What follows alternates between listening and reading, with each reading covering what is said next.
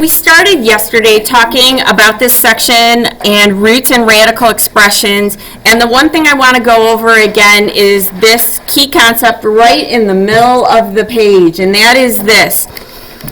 If you have a root with an odd index, like a third root or a fifth root, there is only one root when you simplify it. And that root could be positive or it could be negative, but it is not both. It is one or the other. Now, if your root index is even, like a square root or a fourth root, there really are two roots, one positive and one negative. All right?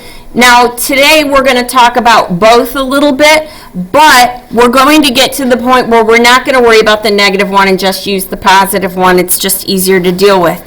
The big difference here is that you can have an odd root of a negative number. You can. You cannot have an even root of a negative number. So there's no fourth root of negative 16. All right, you can't have an even root of a negative number, but you can have a cube root of negative 8, which is negative 2, because negative 2 multiplied by itself 3 times does give you negative 8. So that's the one thing I wanted to touch on from that page. And then if you go over here to page 3 of our note, we're going to pick up with a few examples that we're going to do. So the first thing that I want to talk about when we're doing this is keep in mind when you go through the homework, if they say find all the roots, then the even indexed roots are going to have a positive and negative answer. If they don't ask for all of them, we're just using the positive one. All right, cube root of negative 8. This is going to equal negative 2. And this B/C is because. It's just my abbreviation for because. Negative 2 raised to the third power is negative 8. Okay? Square root of 0.04. And I know what the square root of 4 is. That's 2. So the square root of any decimal version of 4 is going to simplify nice. This is going to be 0.2. 0.2 times 0.2 is 0.04. Now, if we go here to C, this is a fourth root, which is an even root, of a negative number. This is not real. So we're just going to write not real. We cannot simplify that. Now this one is kind of tricky. This one gets you on a technicality. When you look at this, this looks like a square root of a negative number, right? But it's not. You've got to simplify in here. Now negative 2 in parentheses squared, and if you don't trust me, put it in your calculator, is positive 4. And the square root of 4 is 2. Now, what we're going to do next is work on finding square roots of variable expressions. And the thing to keep in mind when you're doing this is with variables, we never know if the variable represents a positive number or a negative number. We don't. So here's a rule to keep in mind. When you are finding an nth root, it's A if n is odd. So in other words, it's what the root is, plain away, if you have an odd indexed root. If you are taking an even indexed root, like a square root or a fourth root or a sixth root, your answer will be the absolute value of that variable. So the best way to talk about this is to go through some examples. So I'm going to bring this up to the top of the page. Now this is square root, right? Square root of 16 is 4. Fair enough? Now, what about the square root of x to the 8th?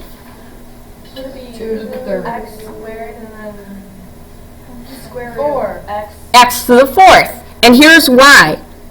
Because x to the fourth squared gives you x to the eighth. So this is x to the fourth. Now here's the thing. You would think that we have to use, this is funny, absolute value here because we took an even numbered root. You do not, because x to the fourth is actually going to come out to be a positive number, so we don't need an absolute value there. Now, if this was x to the third, we would need to put the absolute value there. So we'll get to ones that have absolute values in them. This guy right here is a cube root of a to the sixth. All right? The easiest way for me to tell you how to do this is you're looking for what raised to the third power gives you a to the sixth, b to the ninth. Yes. And the way that you're going to do this is you can actually just divide your exponents. So 6 divided by 3 is what gives you a squared. 9 divided by 3 gives you b to the third. It's like the backwards trick to do it. Okay? Now, it is an odd root. An odd root does not need absolute value, so this is simply a squared b to the third. Okay? Now, next one is a fourth root. Using the little rule I just gave you about dividing the exponents, I'm looking for what raised to the fourth power gives us x to the eighth, y to the 12, and that would be X to the second, y to the third. x to the second, y to the third. Now, the x to the second is going to come out positive because it is squared. The y to the third, not necessarily. So in this case, we do need the absolute value. Now, you can write it like this, or since the x squared doesn't need it,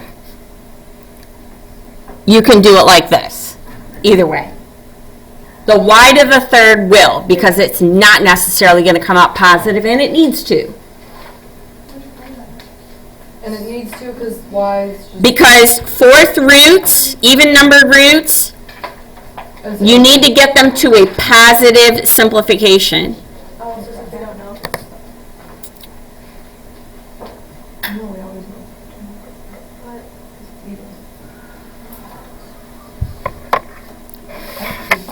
Okay, let's go. Next page.